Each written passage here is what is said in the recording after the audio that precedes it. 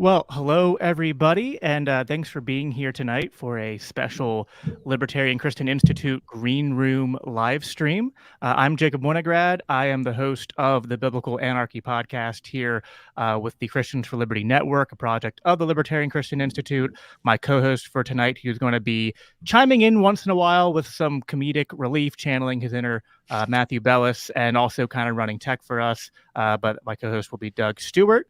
And of course, we are joined to complete the Jewish synergy trifecta here by the one and only Spike Cohen. So, Spike, how are you doing tonight? I'm doing fantastic, Jacob. Thanks for having me back on, man. Yeah, always a pleasure to talk with you, Spike. I wish that sometimes we could have you on and just talk about like how libertarians are getting along and everyone's working well together and there's no drama. But unfortunately, no libertarians conspire very well to make sure that there's always some new thing to talk about. And so there's, of course, a lot of different things that are going to tie into what we're talking about tonight. But the main theme, as we have there at the bottom there, is the question of, is libertarianism winning?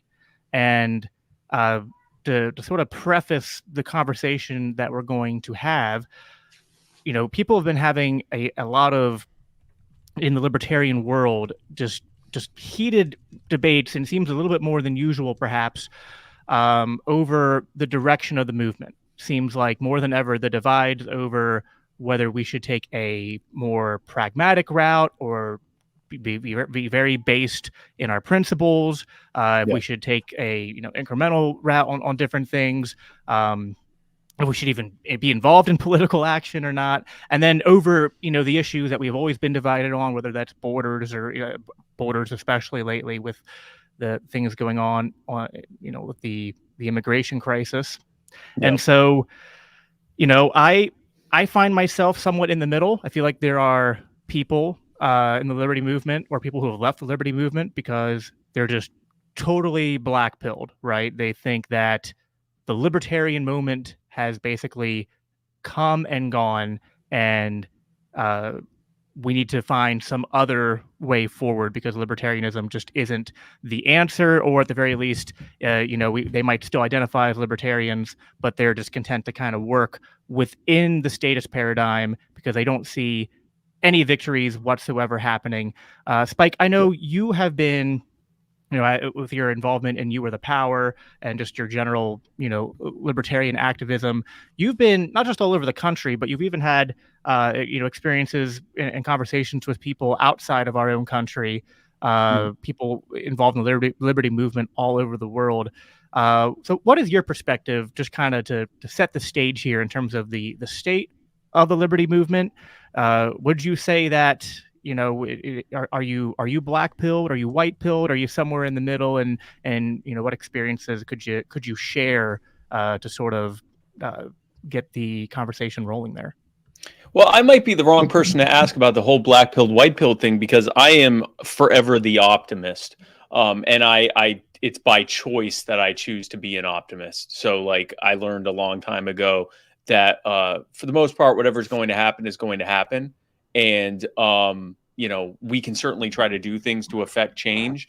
But to the question of whether to be optimistic or pessimistic about it, I'd rather be optimistic and it turns out it wasn't the case than to be pessimistic and be proven correct. So, I'm probably the wrong, like I said, that I may be the wrong person to ask there. But I will say this, I'm seeing the liberty movement growing by leaps and bounds across the planet.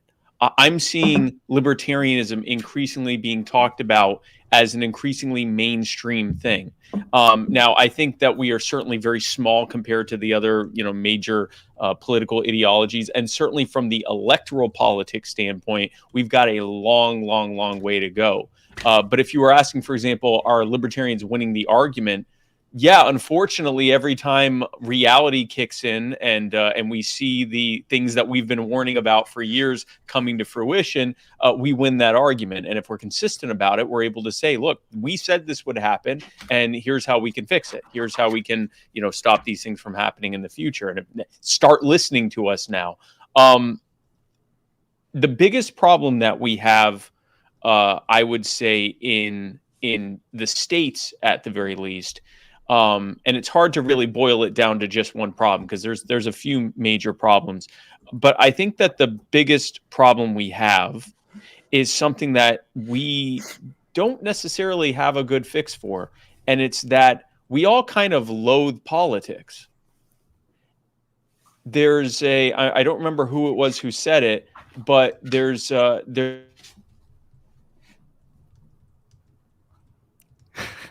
We've momentarily lost Spike, but while Spike's hopefully finding his way back to us, Spike code, we all loathe politics, and Kerry, are you able to? Can we hear you now? Very often. I believe so. Can you hear me? Yes, we can hear you. Okay, Spike, are you back? I'm back. Yes. What happened? Did you? I don't know. You froze on our end in the middle of it. You said we all loathe politics, and then my Ethernet's plugged in. Yeah, well, that's good. That's the other problem we have is I keep disconnecting. That's the biggest problem that libertarians have. No, what I was saying is, I forget who it was who said it, but people who just want to be left alone are at quite a disadvantage or at a kind of behind the eight ball against people who want to win and will win by any means necessary. That is something we have to consider. It's why we don't like politics, is that instead of people making their own choices and working together voluntarily with others, we instead have to form these kind of collective groups and kind of impose our will on the political scene. And it kind of goes against inherently everything that we want to do. And so what happens is very often a lot of people will end up leaving the liberty movement because they want to get things done.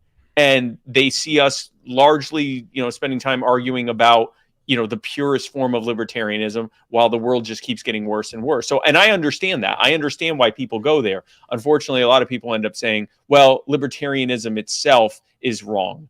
I don't think that's the case. I think what we need to do is realize that if we want to engage in politics, we are going to have to do things we don't really like doing, but with the goal of being able to create and work towards a world where politics becomes less and less and less important in our lives. Yeah, I would say for the sake of this conversation, although I don't find myself personally completely on the black-pilled side, I'm going to probably take on, for the sake of the conversation, the role of those people in sort of the questions I ask and the arguments I'm going to make. Yeah. Because I think to sort of steelman their positions and maybe explain where I'm coming from, and then maybe Kerry can jump in a little bit because she joined this planned conversation because her and I were having some back and forth on Twitter. Because I don't call it X, on Twitter yesterday, along these lines. But I think that libertarianism is true. I think that we have the answers to basically everything, that all the problems that are going on in the world. Yeah. But I just think that we are so far away from a lot of these things being put into practice. And I see so much harm. I see harm in my local level because, local government can be intrusive and damaging.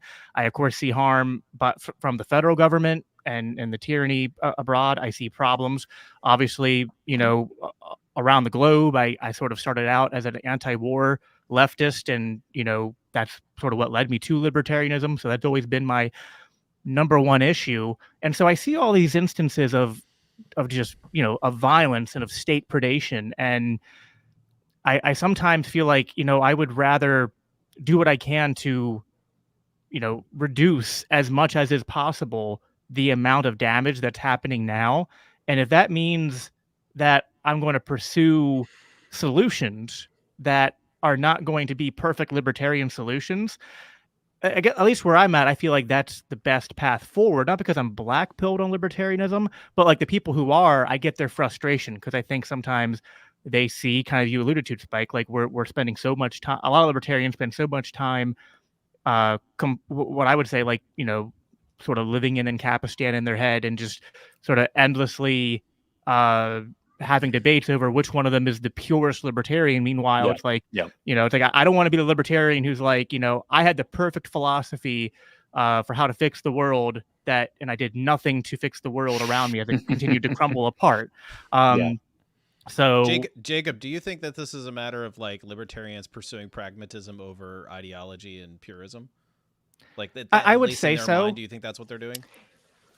Yeah, I mean, I think, and I want to get Kerry to chime in here. I mean, I feel like what I'm motivated to do is have libertarian principles be sort of the North Star that sort of guides everything I do, but then sort of realize, I mean, the analogy I use a lot is, so like if I'm in New Hampshire and I want to drive to Las Vegas, I'm going to have to, find the route. There's going to be multiple, suggested routes I can take.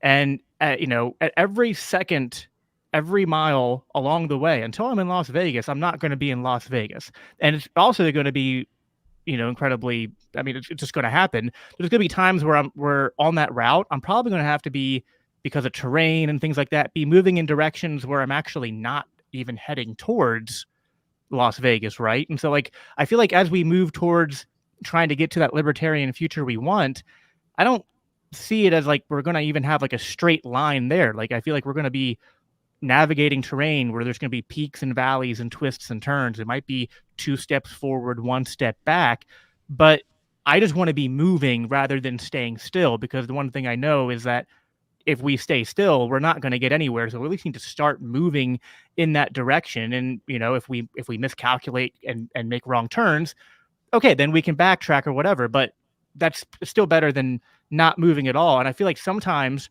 what I hear from libertarians, and this is what gets into what Kerry and I were talking about over the last couple of days, is that I'll say, hey, I feel like, so let me give you an example, like, and the whole like borders debate. I'm kind of like, you know what, like, I know we all would all agree here. I think we're all ANCAPs. So the ideal solution is, of course, that the state just shouldn't exist, and that only borders that would be legitimate are private property borders. But I've become more persuaded by people like Dave Smith, who I had on the show recently. I know you've had a debate with Dave a couple of years ago, Spike, on this topic, and you understand where he's coming from, even though you don't agree. Yeah. But just that, like, well, that's the ideal. At the same time, while the traditional opinion has often been that open borders is the more like interim libertarian position for while the state exists. Yeah. I feel like looking at the current immigration crisis, it's hard for me to be like, yeah, we should just be saying, even if it's just rhetorically saying, yeah, we should just let them all in here. Like that seems to me to be not a tenable position. And so I'm like, all right, if I'm going to be advocating for something, I would say I don't want totally closed borders, but how about we have 50 Ellis Island checkpoints? How about the government stops importing people and providing them with welfare and destabilizing their countries at home through the war on drugs, wars overseas, the nonsense they're pulling in Haiti and have been for years, and actually creating a crisis of not economic migrants, but mostly people who are surging into the country to try to escape the violence that our government is causing. So I want to push back a little. I don't think we have in and of itself an immigration crisis. To me, an immigration crisis would be a bunch of people suddenly said, I want to go to the land of milk and honey and go and start working. We don't have that. We have the government engaging in things to import people here by destabilizing their countries, working with NGOs to literally bring them here en masse, and then not allow them to work when they get here, forcing them into situations where they're taken to centers all across the country, having them displace the actual locals in those areas, having them take over schools and homeless shelters and everything else. Again, telling them, you must continue to report to us. You cannot leave this area.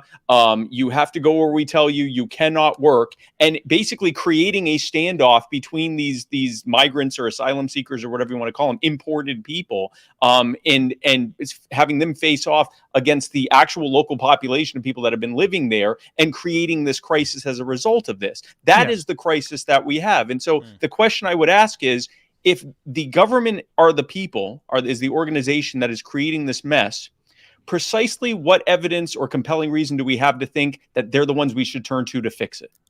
Oh, I agree. I wouldn't. So, Jacob, Kerry, go ahead. Let me say something here, because this is the first crisis where libertarians have actually felt it as a crisis. Okay. Every other crisis that the government has manufactured in the past, we've been like, no, this is a fake crisis. And so we haven't been freaked out by it. This is the first time where libertarians have been freaked out by it.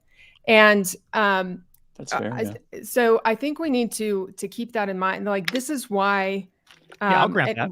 Robert Higgs has talked about this in his book, Crisis in Leviathan, that when you feel this sense of threat and you want a quick solution, and Jacob, we talked about this on our Twitter thread, there is a high time preference for finding a solution. And the government is there to be like, hey, we can fix this problem. That we created. Yep. That we created.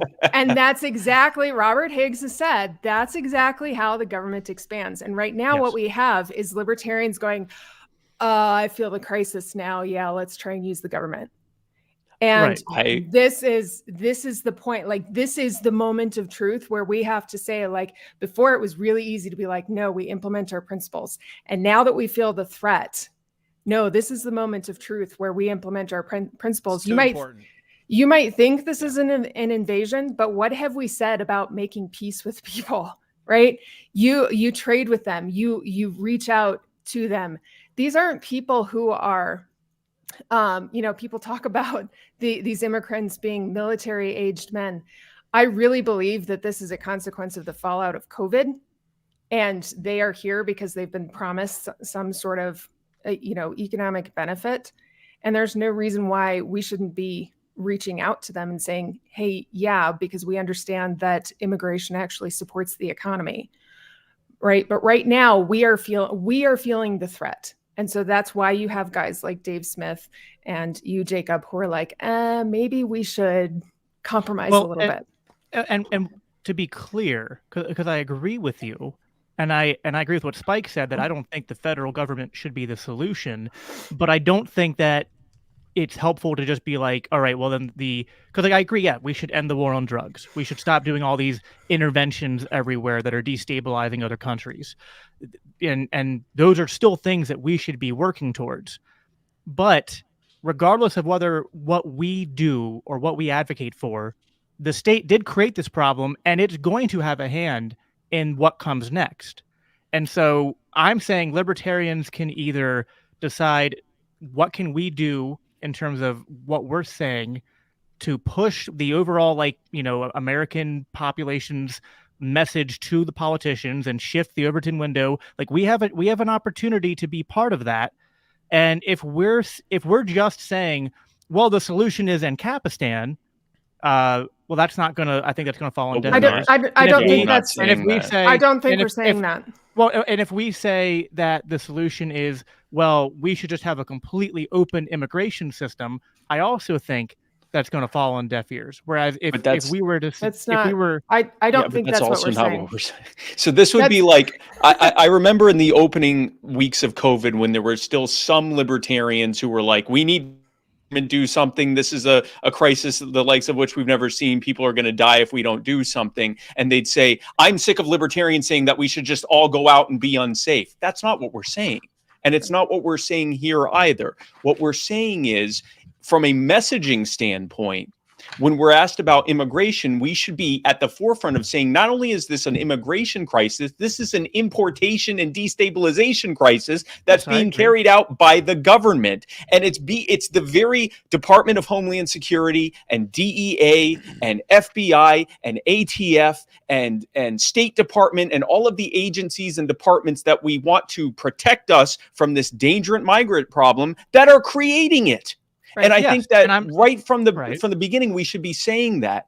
And it's not to say that we go, okay, the answer is we need to say welcome to all these folks coming here. And that's the only thing we should be saying. We need to recall what actually got us here, because otherwise we're going to be doing what conservatives do when it comes to things like the war on terror, and what progressives do on things like COVID and guns and violence and things like that, where we get so caught up in the crisis that's being created by bad government policy and say, well, someone's got to do something in the meantime. We got to do something. Instead of looking at this holistically and saying, government got us here, government's not going to get us out of it. We need to look right now. Yes, there are immediate things that need to be done. The government needs to immediately stop engaging in the kind of foreign interventionism, including destabilizing foreign governments that we're seeing in Haiti and in Ecuador or Guatemala, the country where they basically, the U.S. government and multiple NGOs that were operating under the aegis of the U.S. government basically nullified the results of their election.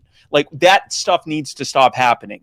And those are positive actions that can happen right now that will slow and reduce the kinds of surges we're seeing right now. Another answer, which is technically a not perfect libertarian answer, is that the federal government was never supposed to handle questions of migration. That was supposed to be left, according to the 10th Amendment, when something's not mentioned in the Constitution. And this is not an ANCAP argument. It's a constitutionalist one, not a perfect libertarian one. It's supposed to be left to the states. Okay, great. Then let the states figure it out and get the feds out of it. And the beauty of that is right now, conservatives are saying that. They're saying, let Texas handle it and let Arizona handle it. And we could say, yeah, no, they should handle it. We should get the feds out of this entirely. And we should get the feds out of creating the problems that are causing them to come here en masse and actually literally being imported here in the first place. And we'll be the only people saying it. While every other person that wants to call themselves a border hawk or wants to say that they're defending our communities starts at the very moment they get to our border, we'll be talking about the things that cause them to leave their house and start coming here in the first place.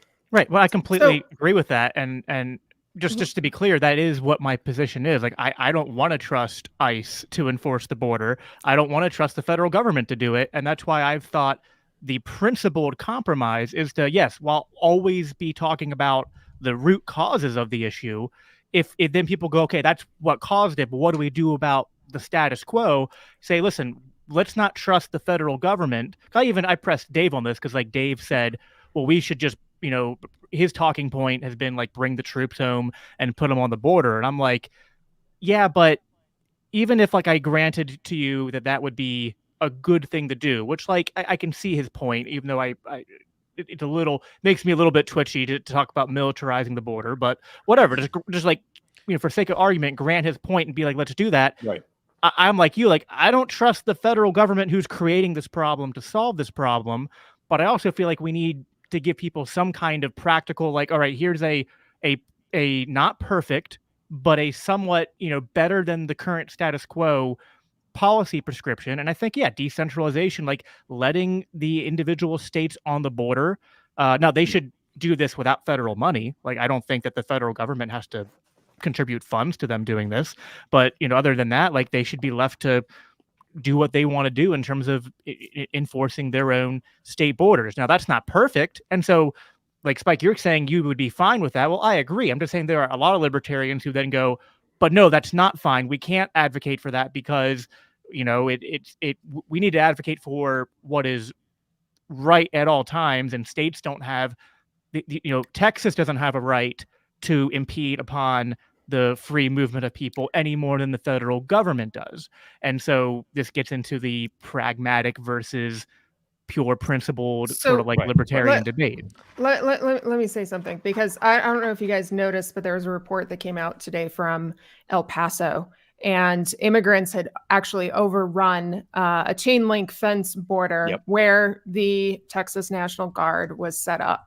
Now, there happened to be a bigger metal, taller fence that stood in their way, but they completely overran the National Guard.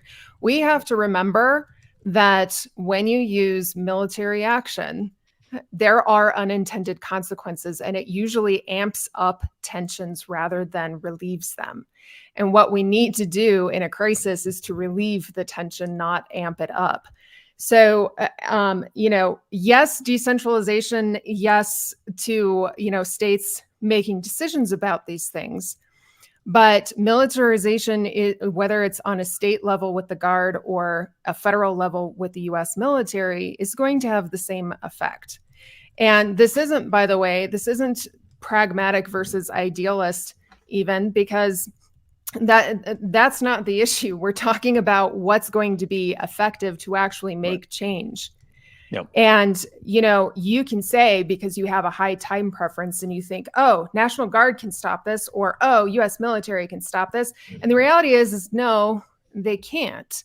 We've seen this time and time again, where when the US military gets involved or the National Guard gets involved, things do not go the way as planned.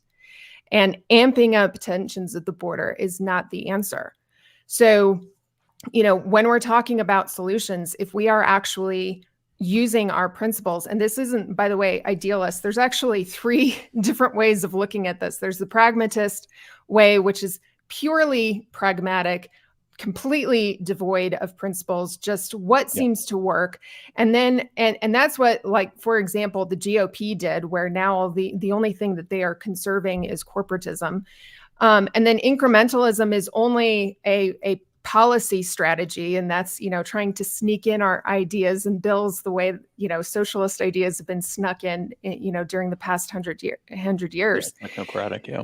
You have gradualism, which is what Rothbard talked about. Your aim, like the target that you're shooting for, is in Kapistan, but you understand that the way that unfolds in history is gradual, because that's inevitable. And that gradualism is not pragmatism, and it's not incrementalism. It's just facing reality.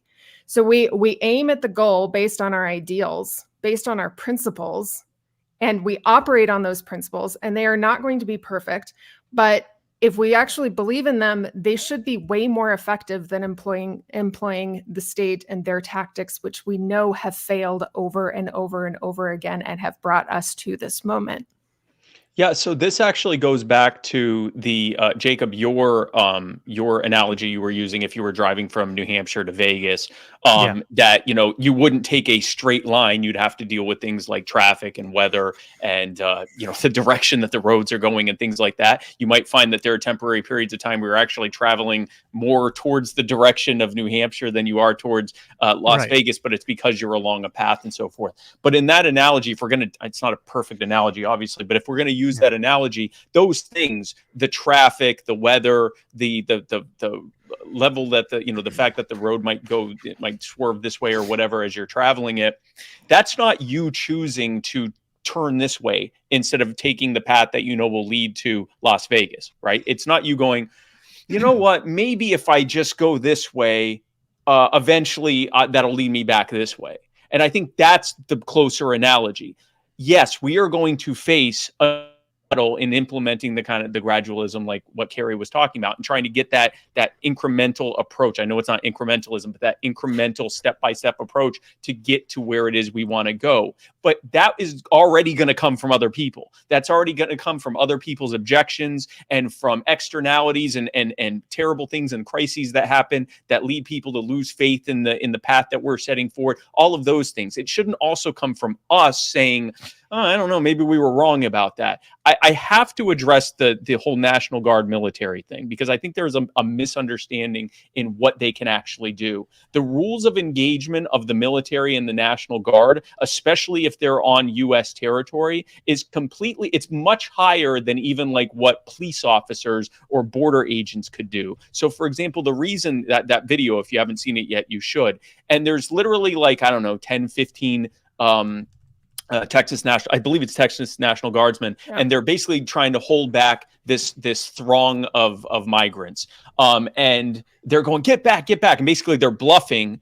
I don't know if they were, I don't remember now if they were holding firearms or if they were just like this and saying, get back. One of them kind of snuck under them, kind of did a slide under them, and the rest of them realized, oh, we can just run past you and you can't hurt us. The rules of engagement, they're not allowed to do that. They're literally not allowed to do that. They are not allowed to use deadly force, even in overseas in war. You can talk to a veteran and they'll be happy to tell you about this, that, there were times they saw the enemy with guns and they couldn't do anything until they were either pointing them at them or shooting it at them, because the rules of engagement don't allow them to just shoot someone or even they're not allowed to use tear gas or pepper spray or sonic weapons or any of this other stuff. And they can't use any kind of lethal or less than lethal force unless they're in danger. If people are running by them, that's not a danger to them. And so it's like trying to use a main battle tank to take kids to school or something like that. It's not the right vehicle. And so I think that comes from a misunderstanding of that among many people who think, oh, we can just put them there, and if the migrants start coming over here, they can fire some warning shots, and if that doesn't work, they can kill a couple of them. They literally cannot do that. And if they did start doing that and the government let them, I can guarantee, you want to talk about that eventually getting used against you, that you would literally be the next target on their list. The very second that they would get away with something like that, they go, oh, we can kill people on U.S. territory who don't pose a threat to us. That's good to know for the future. So no, that's definitely not the answer. I think if we're going back to what is the right now but not perfectly libertarian solution, and what can we be telling people, is basically defederalizing this. And that is a realistic thing. You already have Texas saying, we'll take care of it. You wouldn't do it, we'll take care of it. And that should be done across the board. Let the states figure out how they are going to handle this. Let's apply the 10th Amendment here. And in doing so, we can talk about the fact that the feds were never supposed to be involved in migration to begin with. So we can actually constitution pill people about how this was supposed to be done in the first place. Then we can open their eyes up to the crisis and how it was being created through government funding these NGOs to bring them over while simultaneously destabilizing their countries back home, which is why they even wanted to leave their countries in the first place. How the things like the war on drugs and the way that they implement their border policy and immigration policy incentivizes cartels and turns them into the most powerful people in that part of the region, that part of the world, and how these things create this crisis by basically, understand that our legal process, quote unquote, for someone who wants to immigrate from most of the countries south of the Texas border, that, in Central and Mexico and Central and South America, for most of them, the legal process is no. There's not actually a way for them to come here legally, but they can come here illegally. That's actually, it's not easy, but it's very feasible. Many millions have done it. And so by doing that, by not creating a single conduit by which good actors who actually want to come here legally and participate in the American experiment, by not allowing that to happen, and by the reality of the fact that the market's always going to find a way, they're empowering these coyotes and cartels who in many cases are working hand in hand with the drug cartels who are being empowered by the black markets created by the war on drugs. These are the things that we can talk about if we say, yeah, this is a huge problem. And we can talk about how it's not just a problem at the border. It's a problem at homeless shelters in New York City. It's a problem in schools in Illinois. It's a problem all over. It is everyone's problem, and it's a problem that the government created. Here is how they created it, and here is a de-escalatory plan, which involves getting the feds out of it, getting the states back involved, stopping this immediate crisis that we're suffering from, and alleviating the problems that were being created, stopping the problems that were being created in their countries that made them come here. Stop funding these NGOs, stop destabilizing these countries, and we can actually never have to worry about this again. That's the solution to this. Yeah, and to piggyback on that, defederalizing is the thing that we need to be talking about right now, because I know for a fact that the Republicans are planning an immigration bill that involves tracking all of these immigrants. And, they're going to use E-Verify as a way to do that. And the only way ID cards, yeah. And the only way that they're going to be able to differentiate immigrants from citizens is by making citizens get involved in the E-Verify system too. So decentralization or defederalization of the border and getting the federal government out of immigration needs to be the conversation that we're having right now. Yeah. Even Thomas Massey was talking about this on, I know you want to call it Twitter, but it's called X. Stop dead naming X, Jacob. Thomas Massey was talking about this. He said, listen, I forget how he opened it, but he said, we got a border crisis. We need to deal with these illegals that are here, but national ID is not the answer. And neither is, for example, I'm sure everyone here has heard of it, but maybe some of the folks listening or watching this haven't heard of it. We have something called the 100-mile zone. Mm-hmm. And what that is the federal government and anyone they deputize, including your local police, they have, and it's been upheld in court all the way up to the Supreme Court, they have said that 100 miles from any border or shoreline, So basically, where like almost 3/4 of every American lives, including me. I'm in Myrtle Beach. I don't know how many hundreds or thousands of miles from either border, but I'm a few blocks up the road from the shore with the Atlantic Ocean. And so I'm well within that 100-mile zone. They reserve the authority in all of that area to stop anyone for no reason and do whatever they want with them, detain them for basically as long as they want to. I think there's some arbitrary cutoff time, so it's not like Gitmo, but they can hold you for a very long period of time. They can search you without a warrant. They don't have to have a stated reason. All they have to do is say after the fact that it was related to immigration. And that is what and I'm sure that came from a policy that was trumpeted by people who consider themselves small government conservatives, because they said the government needs to do something. And the government said, yeah, I got you. Yeah, I absolutely, I will do that. We need to look at this border crisis the same way we looked at COVID, the same way that we look at terrorism. No one here thinks that terrorism is good, right? But we need to recognize that government creates these problems or makes them worse, or sometimes both, creates the problem and makes it worse. They're not the solution to it. Just show of hands, who here is like really cool with child abuse?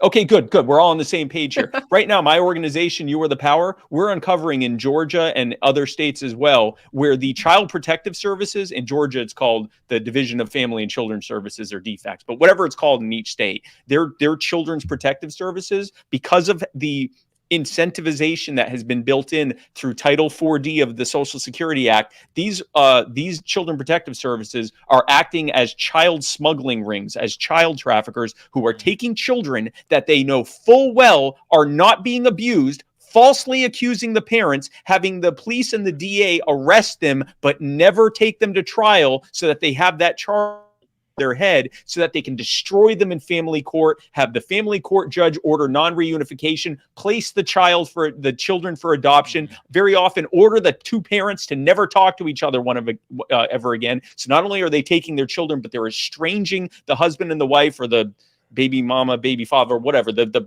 mother and the father are never able to speak to or be near each other ever again. And it's all because they get federal money for it. We're not saying, when we talk about how that needs to end, we're not saying child abuse is cool. We need to embrace child abusers, and we're cool. We're saying the government sucks at handling this, and the federal government especially sucks at it, and they need to be taken out of it completely. Right. All right. So I agree with pretty much everything that you were saying. But I just think that, so I said I was going to play the position of the black pill libertarians, but I'm now going to be playing a different position, which is there are a not insignificant number of libertarians who are going to disagree with everything you're saying, everything Kerry's saying, and saying, you know what, tyranny is tyranny no matter who does it. So just defederalizing it is not an answer, because we're still going to be restricting people's rights, and there is no actual crisis. Like, who cares if all of these people come in and, unless there's people who are actively committing acts of violence, they're just coming here, and you don't have a right to preserve a certain demographic. You don't have a right to have some kind of stability around you. You don't have, you're just buying into fear and propaganda. And if, and then beyond that, if the state of Texas tries to stop people from coming here, that it would actually be good, and the libertarian answer, to tell the federal government that they do have a right to stop Texas from doing that. Because what we should be advocating for at all times is just, the enforcement of what is, the libertarian view of what those individual rights are. So if at any point there's whether it's a local government, whether it's the state government, whether it's the federal government, there's anyone who's trying to restrict people from moving across any space that's not private property, that we should just be, 100% against that. And so that, again, there's not it's not an insignificant number of libertarians who I think are making that argument, and who would say that, the three of us who are saying defederalize it and decentralize it, that's actually a betrayal. So they're going to say, you've already given up the game, and you're not acting on principles. You're acting on, we're just localizing tyranny rather than actually shrinking tyranny. So what would you say to that? I think it's important to remember that what we're dealing with is a multifaceted problem. And granted, it is one that is created by especially the federal government, but they have used many different avenues through various bureaucracies in order to create that problem. So this isn't just a policy problem. This isn't just a strictly immigration problem. This is also an economic problem. This is a human rights problem. This is a multifaceted problem. And so what libertarians need to remember is that the government is only used for certain problems, right? It's only used when we're talking about the improper use of force. When we're not talking about the improper use of force, there are other solutions to the problem. We aren't saying, this is the famous Bastiat quote, right? We're not saying don't deal with it. And I would say that the libertarians who are like, well, if they want to, walk across the public school grounds because it's quote unquote public and not private property, they aren't being true to libertarian principles either, because part of libertarianism is to say that, nonviolent solutions or nonviolent problems require nonviolent solutions. It doesn't say no solutions at all. We just let them do what they want to do. Right. So, those libertarians need to remember that. And I mean, it holds true for those libertarians who are wanting to use improper use of violence in order to try and stop it. It is a multifaceted problem, and we need to stop, slow down, and be able to identify that so that we can respond the way, the way that is that's appropriate and principled. And that's not to say we're not responding.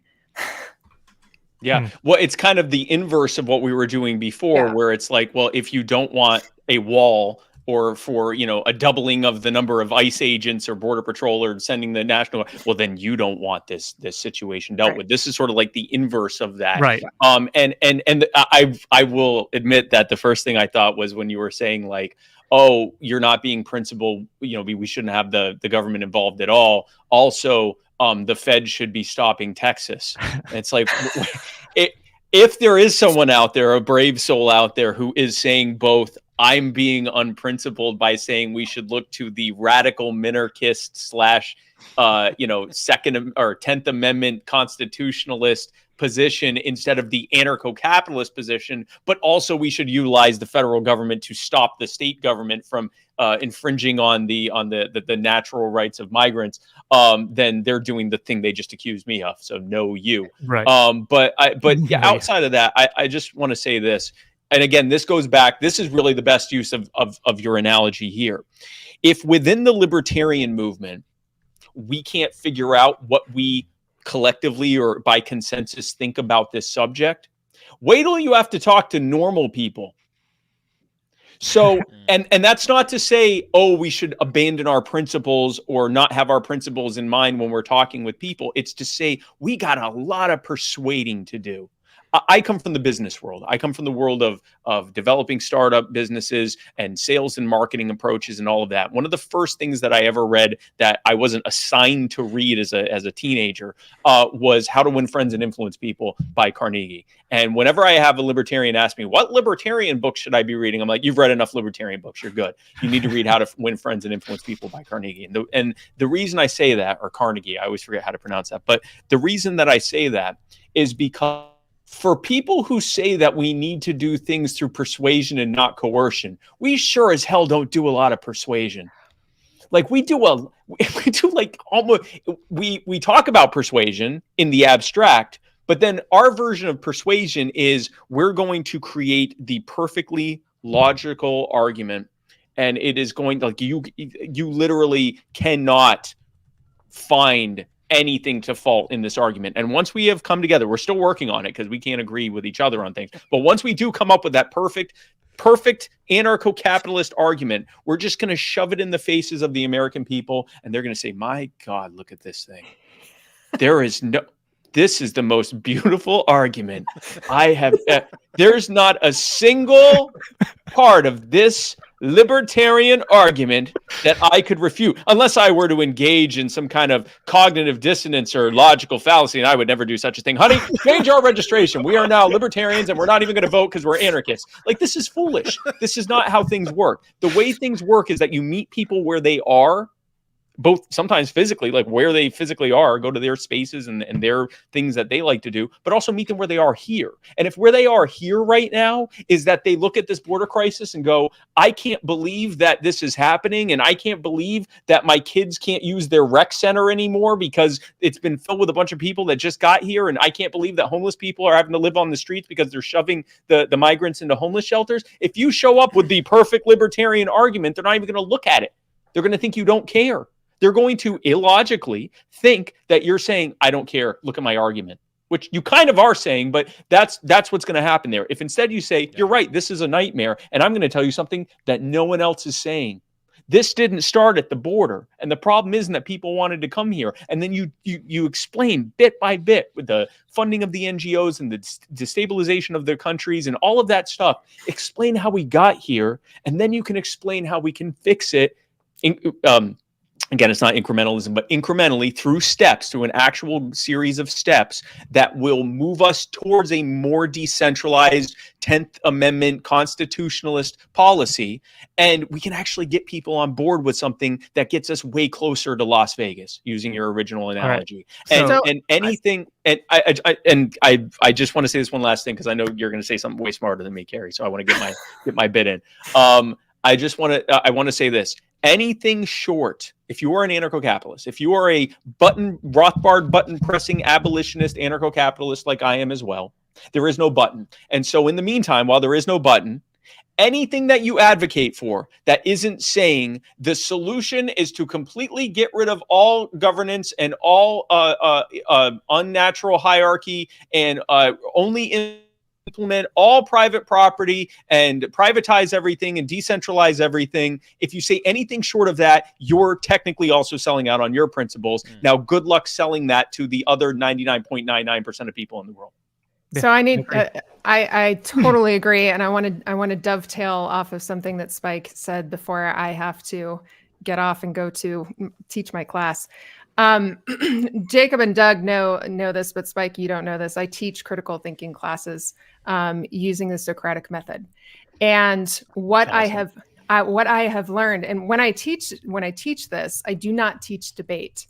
I've never taught debate. I teach these skills the way Socrates taught these skills, which is as a means of discovery and learning. And what I've learned in that process is you cannot teach somebody to think through an idea that their brain is not ready to filter through. And so you have to listen to them. You, like what he said, you have to meet them where they're at. What is their concern? And guide them through the process. And that takes intention. That takes your ability to cut off your own emotive reactions about it and walk with them through these ideas so that their brain can start making those connections. And so that's what we're talking about. We need to be able to, libertarians are, God love them, we're our own worst enemy. We have a very hard time talking to one another. Yes. We need to slow down and help people learn how to think. And that requires us to also be reflective. And with that, Spike, I want to say, I'm so glad I got to have this conversation with you, but I have to check out now. So, well, I'm glad you could be on, Kerry. It'll be a boys club now. With you. Yeah. Yes, it's just now. Only Jews now. This is now the LCI Jew room, open and circumcised, and that's literally this is all Jews now. Like Jesus said, let them be like the Gentiles. You just cast them out from your midst. Thanks, so something tangential then to keep the conversation going. Mm-hmm. So we were talking about all the stuff about the border policy and decentralization. So to go back to me channeling the black-pilled people, a lot of them, if they're listening to this, are going to be asking this question. They're going to be like, Spike, Jacob, you guys are talking about trying to push our country in a more libertarian direction. Meanwhile, there are forces conspiring all over the world, and this border crisis is part of this whole thing, that are trying to push for a more global-based government. And so you're talking about trying to make things more free at home, but if we don't push hard to try to like preserve the little bit of liberty we have now, we're not going to be able to advance more liberty. So they'd be taking the position of like, we have to have a strong national border and keep people out because we have to preserve what little liberty we have left and resist the growing push towards a more globalist style world order, which we kind of, I guess, like elements of our world are already like that, but they think that we're already heading in that direction. And so we have to embrace authoritarianism. We have to embrace a sort of like, nationalism to ward off a greater threat down the road. And just like libertarianism, listen, it sounds nice, works well in theory, but like we have a hard time convincing people here at home of libertarianism. How are we going to convince people in all these different countries, all these different cultures that are so much different than ours, who speak different languages even, and that's a barrier too, is that a lot of libertarian ideas are not translated into other people's languages and stuff. So they say if we can't make libertarianism work here in America, it doesn't look like it's working anywhere else in the world. So how can you have any hope? We just need to settle for something else that's going to at least ward off a greater evil. Yeah, so I'm going to use another car analogy, and this is the fun part of being a libertarian. You're sitting in the car, and you're not driving because you're outnumbered, right? So they already voted, and you didn't even get to sit shotgun. You're sitting in the back, and you're watching, and they're driving, and you're seeing the signs that say cliff ahead, and you say, guys, there's a cliff ahead. And we're not even on the road anymore. Why are we're driving straight towards the cliff, and they go, oh, you don't know what you're talking about. The libertarians, whatever. And they keep going, and they go, and you keep getting closer and closer. And you said, guys, listen, I told you that we were gonna, we just busted through that fence. There's warnings here. We're gonna go off that cliff. Look, the horizon's right there. You can see the water. We're gonna go off this cliff. They go, you have no idea what you're talking about. And then as the car is going off the cliff, they turn to you and go, libertarianism has failed. This is the endless thing that we deal with, is that we suffer under the failures, or I think it's actually gone according to plan, but the failures to do what they said they would do of authoritarianism, of the war on terror, of the war on poverty, of the war on drugs, and the war on crime, and every other war that they declare on people. And as a result of that, things are worse and worse and worse and worse. Perfect example is this crisis we're talking about. Government working with NGOs and destabilizing countries overseas, and empowering smuggling cartels and drug cartels, and arming drug cartels, things that create the perfect storm for the crisis we're suffering from, and then saying this proves libertarianism doesn't work. No, it proves authoritarianism doesn't work. It proves that central planning doesn't work, or rather, central planning works perfectly if you're in the driver's seat and you want to centrally plan a nightmare for everyone else so that you can grandstand on their suffering and get them to do what those black pill libertarians are doing. Say, I'm going to give you whatever power you need, just please protect me. At that point, they have won. They've beaten you. If you have already reached a point where you're saying, yeah, you know what, I need Joe Biden, who is the president for the next few months, I need Joe Biden to have whatever power he needs to have to be able to deal with this thing. You've lost and they've won. Congratulations. Like that is the stark reality of this. Now, the question of libertarianism, authoritarianism is rising in other countries, and we need to do what we can we need to introduce authoritarianism here to preserve liberty here. I would say that, first of all, I'm seeing liberty rising in some other countries faster than it is here. I mean, Argentina, who would have thought that was going to happen? In Australia, they have elected libertarian officials, and their ideas are increasingly mainstreaming at the state and federal level in Australia. I was just at LibertyCon last month in DC, and there were people representing over 60 countries from around the world. And I'm hearing all their stories. And these are the future Javier Mileis in their countries. Does it ensure that they're going to win? No, of course not. But liberty is rising.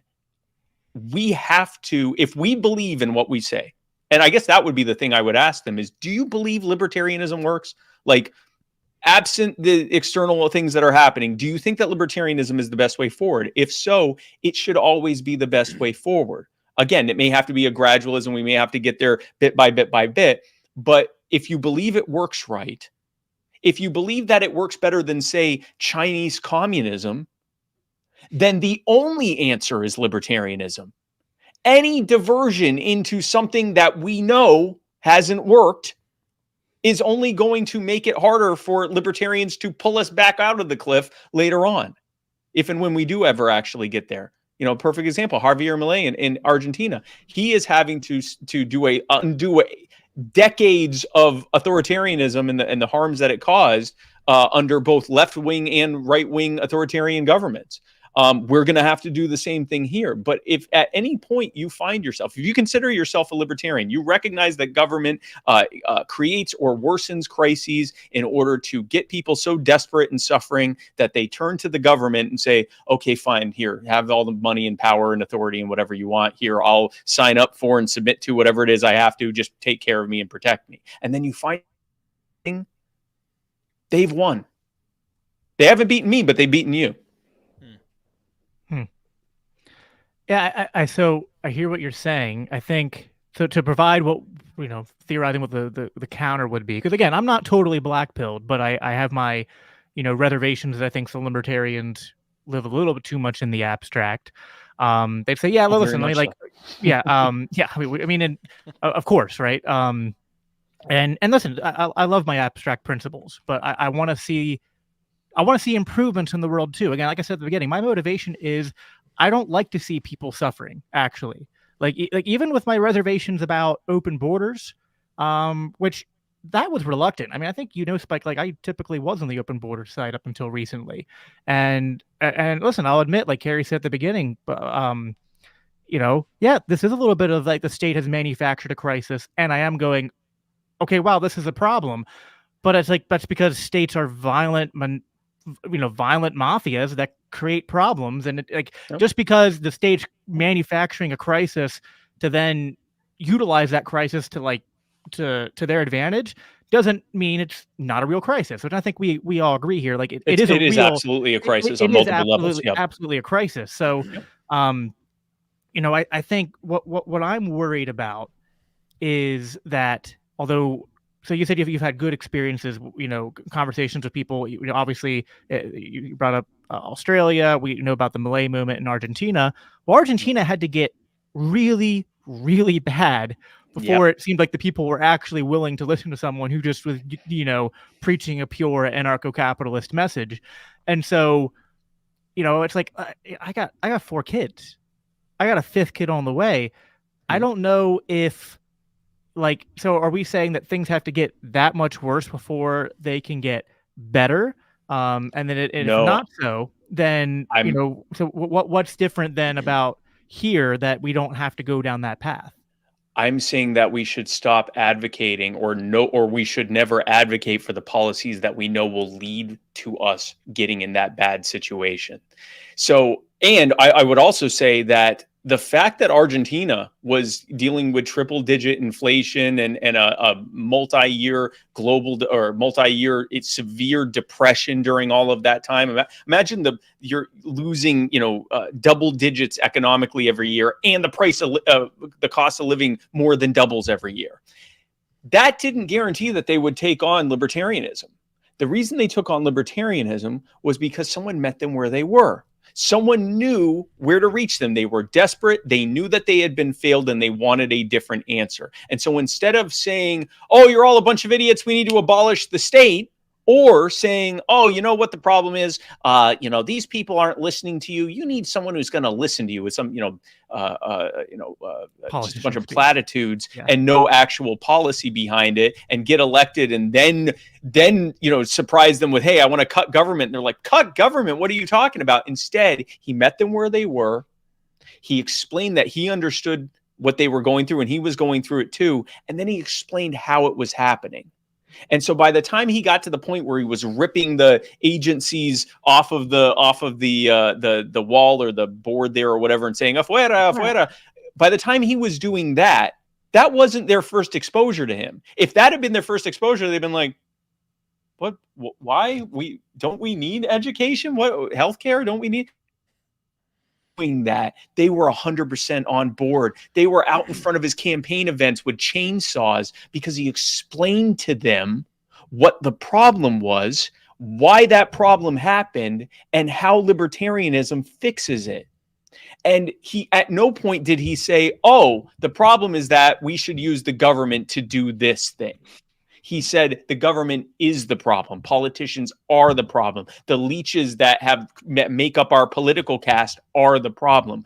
We should be doing the same thing here so that we don't have to wait for it to get that desperate. And at no point should we be pushing for the kinds of dystopian authoritarian policies that are going to ensure that we end up in that direction. We know that things like empowering the federal government to protect us from migrants is just going to lead to things like national ID cards and more money for the Patriot Act and the 100-mile zone and ICE agents raiding people that are not migrants and then saying, whoopsie, well, we got qualified immunity, so there's nothing you can do to us. We know it's going to lead to all of that. So why would we advocate for it? And we know that a lot of that money will then go to NGOs who will bring even more of them here, and it'll go to destabilization programs to destabilize their countries even further, so more of them want to go with the NGOs and the coyotes and come over here. We know the government makes things worse with every penny they get.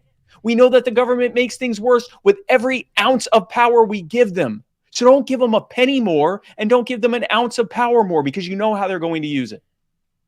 So you're saying central planning can't defeat central planning?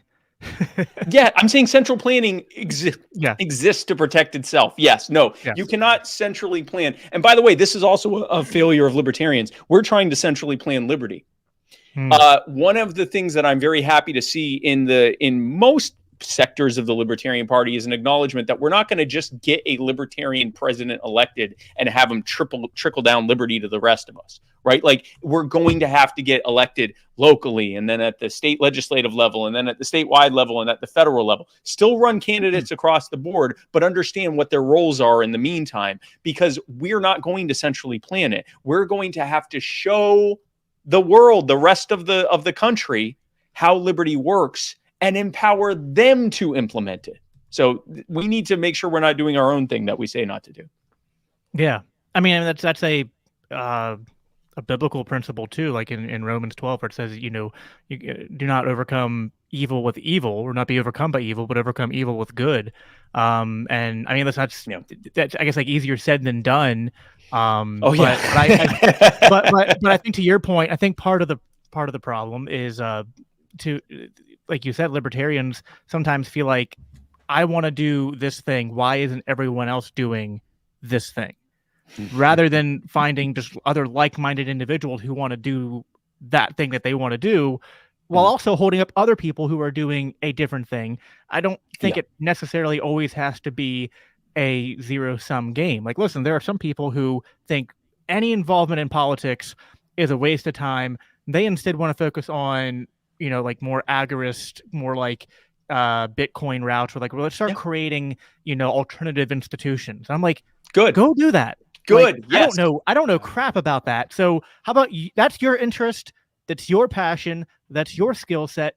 You do that. Like, what I'm good at is getting in front of people and talking to them, and then going out there and door knocking, going out there and being in committees, and going out there and using politics as a sort of stepping stone to then interact with people in my community and in my state and in my country. So like, we don't have to be, enemies. It's like, we have different, I mean, this is just libertarian principles of the economy, which is human action, are going to apply to the economy of libertarian activism, right? Like, we're all going to act on our different preferences and find the things that we're good at and excel at. I can give you an example of that with what I'm doing with You Are the Power. That's my primary way that I'm spreading liberty. I also then make memes, which are hit or miss. But the main thing that I'm doing is with You Are the Power. And what we've done is, first of all, we've distilled libertarianism and the non-aggression principle and concepts like self-ownership and things like that, individualism. We've distilled it down as much as we can to something that just about every single person intrinsically agrees with. And that is what I call the principle of human respect. That we do best when we respect each other as individual human beings, and that we do best when people in turn respect us as individual human beings. And that doesn't mean we have to respect people and like them or respect their opinions. We have to respect that they are people. It's why we don't step on them the same way we would step on a roach. It's why we don't go, wow, that person looks delicious, and kill them and cook them and eat them, right? Because we respect that there's something special about an individual human being that is inviolable. And that whenever we stray from that, whenever someone doesn't respect someone else as an individual human being, we suffer as a result of that. That's the cause of that's the cause of murders, and the cause of rape, and the cause of crimes, and the cause of wars, and all the terrible things, terrorism, and all these things. They're all caused when people first set aside their respect for those people as individual human beings. So I've distilled it down to that principle. And then we find people at You Are the Power who are being disrespected as individual human beings by their local governments.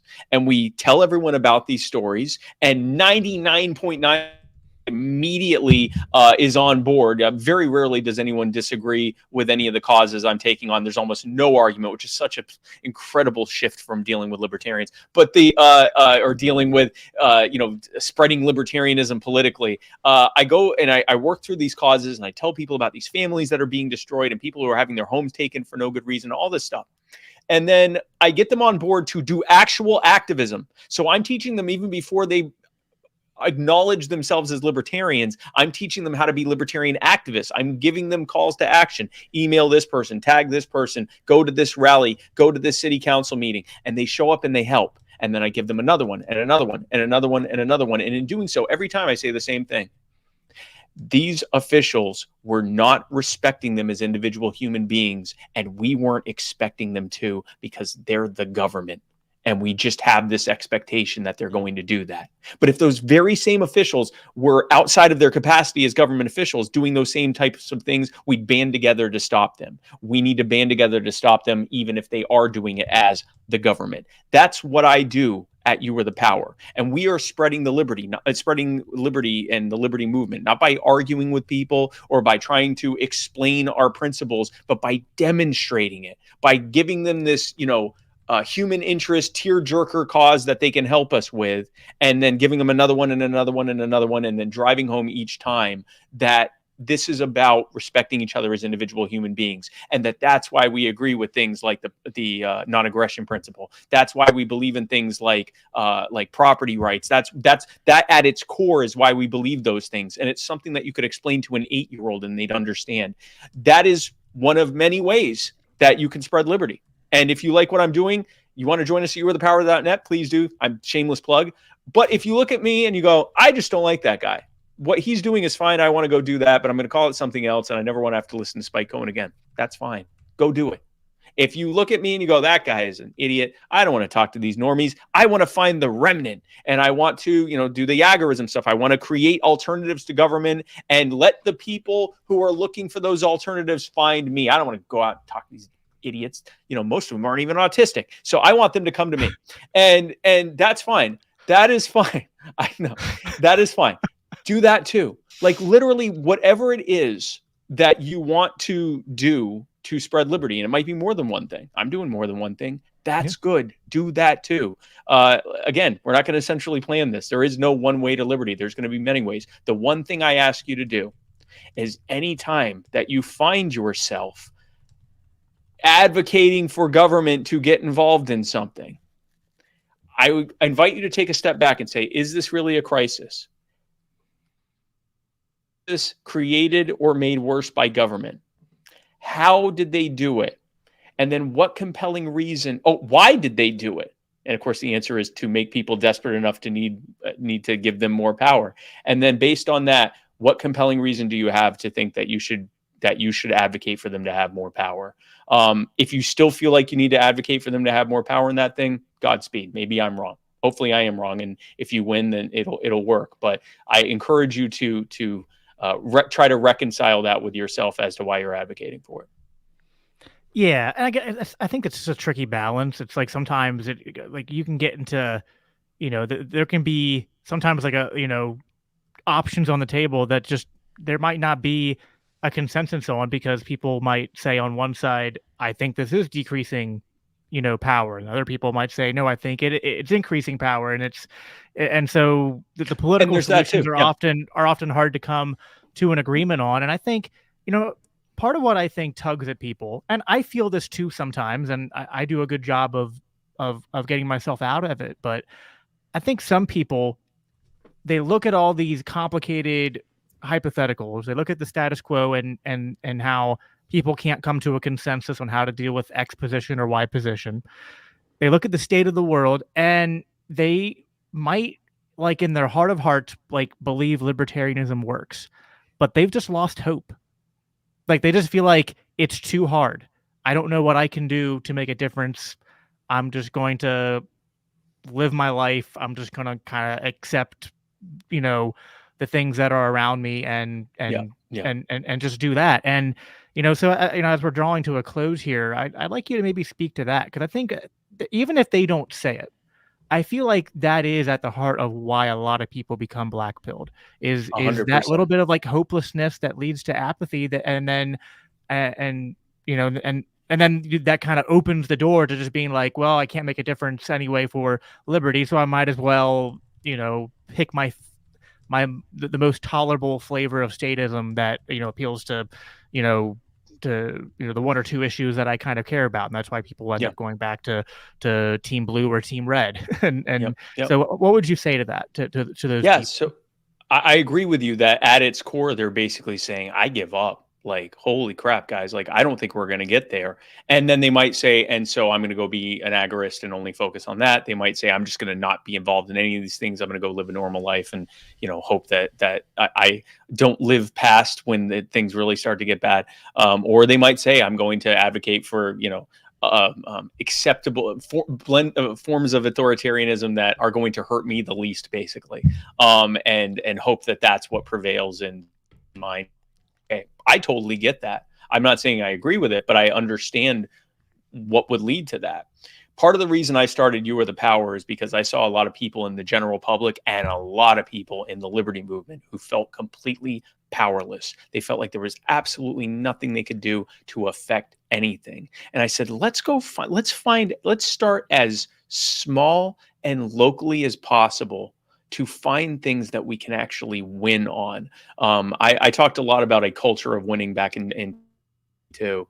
And, part of a culture of winning is recognizing your wins might be so small starting off. Anyone who's had to deal with like getting clean and sober or any kind of 12-step program thing or anything like that, when you're, or someone who's used to be very heavy and is losing weight, it feels like it's hopeless when you start.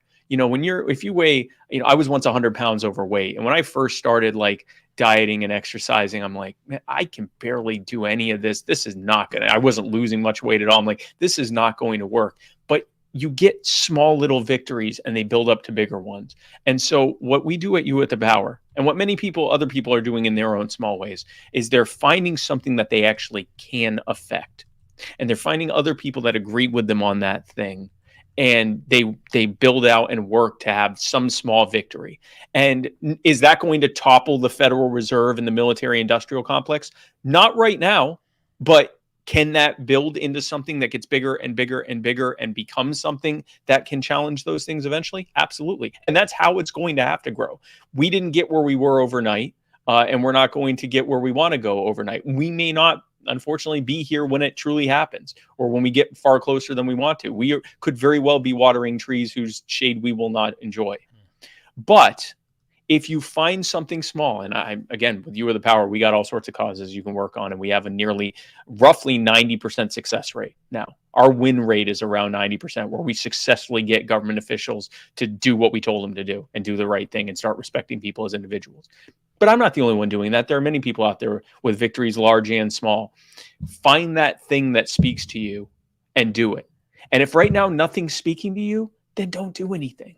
It's okay to not be a liberty activist. We do that a lot to libertarians. It's like, oh, there's so few of us. All of us need to be all hands on deck all the time. If right now none of this is speaking to you, take some time for yourself.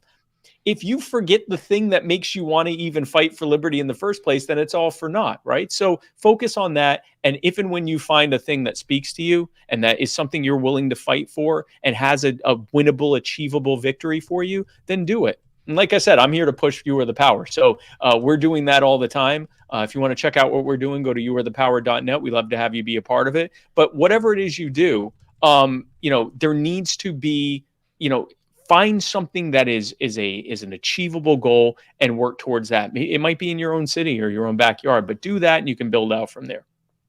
Right. So, short answer, is libertarianism winning? I believe so. Yeah. I think libertarianism as a ideology and as a belief system is more prominent now and more known, more heard about and known of now even 5 or 10 years ago, much less 20, 30 years ago. Yeah. Well, Spike, I've been encouraged by this. And if I was black pilled, I feel like I would have seen the light. I certainly feel extra motivated and encouraged to feel like, listen, like, doesn't mean that it's going to be just smooth sailing from here.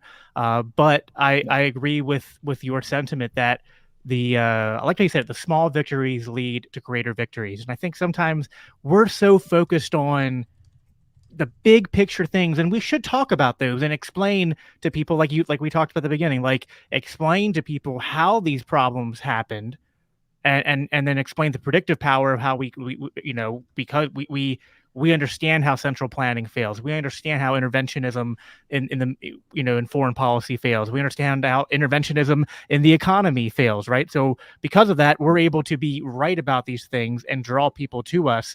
But then instead of trying to like win these large abstract problems all at once, I think it's like focus on the small stuff first. Walk before you run, and run before you run a marathon or whatever. But I think that is sort of the path forward. So does also very important question: does shrimp belong on pizza? I don't know. Someone had a last minute question, so I feel like is this all we get? Does shrimp belong on pizza? Like, this is why libertarianism can't work, Spike. Because people I am now joining. I'm rejoining the Republican Party. Thank you, Morgan. Thank you, Morgan. I can't. This is why liberty fails. I came into it moments ago. You heard me. I was ready to fight to the end. 1 hour and 17 minutes. Spike was going strong. We have to build a wall, but like a lot of them, like more than you think. Like there are going to be many walls. There need to be a lot of them. Listen, I'll bring you back. Just as they say, build the walls around the welfare state instead of the border, we'll just build a wall around Morgan so that we can't spread this this violent hate speech to the. I just want to keep Morgan away from the seafood. Okay, that's it. If this is that compromise position, is it pure libertarianism? No, Lilberts, it's not. But it is a practical solution, which is to keep Morgan away from the sea monsters. Oh boy. Well, Morgan gets it. Yeah. I also wanted to highlight this comment from the Christian Caucus, and yeah, I love what you're doing at You at the Power, Spike. I love I love the approach that you have to libertarianism. You're able to unite people under common goals and advance libertarianism in a way that perfectly balances a lot of the things we're talking about. And so before we hop out, I know we've already plugged youarethepower.net like a million times, but plug your stuff one more time. And also, if you have anything that's coming up, since this is a live show, if you have anything that's coming up that you want to plug, any appearances, any current or upcoming projects that people might want to get involved in, share those before we close out. Sure. So tomorrow I'm going to be dropping a video. It's addressed directly to Governor Brian Kemp, the governor of Georgia. I'm going to be calling for him to meet with me with you or the power and with the families who his Division of Family and Children's Services are tearing apart, so that we can talk about how this happened, the problem, the incentives, the perverse incentives that are in place in his defect system that are causing this, how he can fix it, and how he can be known as the guy who said this ends with me and created a standard for reform that not only saves thousands of innocent people in his state, but millions more across the country. So if you are on the internet, I encourage you to help share that video and or repost it on X, or retweet it, as Jacob would say, holding on to the ghost there, and tag Never Brian forget. Kemp in it. Yes, Can never we forget. compromise with retweet on X? Yes, retweet on X. Yes, that is a good compromise position. Retweet it on X. Hit Brian Kemp in on his post and tell him to meet with us. Do everything, because we're going to be jumping all over him. It's going to be a pressure campaign, and we're going to put the pressure on him to do the right thing and meet with us. Talk about how we can fix this and save a lot of families. So I invite you to help me on that. That's going to be kind of what we're doing over the weekend and into next week, to really put that pressure campaign on him. I will likely be hosting a space with at least one of the family members who are going through this nightmare next week. So a space on X. You can tweet it, but it's on X. Right. A good compromise. We'll call it X, but it's still tweeting. I can live Okay, with that. that's fair. It's a tweet. Yeah. It's a tweet space on X. Then on April 10th, so in a couple of weeks, to debate David Hogg on gun control. Oh, that's right. Yeah. And that's going to be, we shall see how that goes. Like earlier you said you were against child abuse. I was, and now I'm not so sure. I know that we're making a joke here, but like actually that was my very first thought when I saw the little banner. I was like, this is going to be like child abuse. This isn't even a fight. Like, and look, we're honestly being, I mean, obviously we could say, oh yeah, you're a better you have a better rhetoric than David Hogg. You've got the better position. Right. You've got the right position. But like, literally, like, is this really fair? I mean, you're just so well, you're way more knowledgeable. We truly mean this. It's like, this is going to be terrible. And I appreciate that.